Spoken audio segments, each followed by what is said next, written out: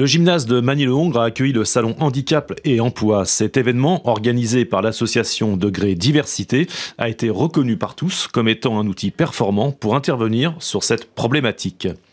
Il s'agit de la deuxième édition. Nous avons commencé l'an passé dans ces lieux même, dans ce gymnase, sur l'initiative de monsieur Jean-Paul Balcou, qui est le président du SAN du Val d'Europe, qui s'intéresse beaucoup à la question du handicap et qui a sollicité notre association pour organiser ce salon. Et puis, toute cette organisation a pour objet, en fait, de favoriser la rencontre entre des chefs d'entreprise désireux, justement, de rencontrer du personnel handicapé et du personnel handicapé qui recherche et qui ne trouve pas forcément de façon isolée.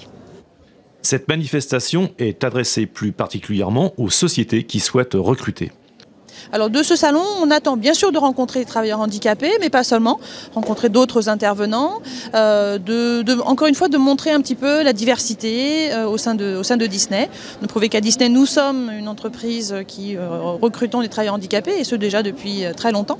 Nous avons un peu plus de 400 travailleurs handicapés au sein de l'entreprise à ce jour, donc c'est une réelle volonté de notre part, c'est se faire connaître et rencontrer oui aussi des travailleurs handicapés et pourquoi pas trouver de potentiel. Il faut savoir que les entreprises payent des taxes très lourdes si elles n'embauchent pas des personnes handicapées à hauteur de 6% de leur effectif.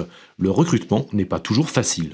Je suis actuellement à la recherche de différents profils, donc voilà, et que le sourcing pour une entreprise adaptée et donc de recruter 80% de personnel handicapé, c'est pas forcément facile. Ça apporte de la richesse puisque c'est de la diversité, c'est des gens qui donnent aussi une leçon de vie au personnel valide.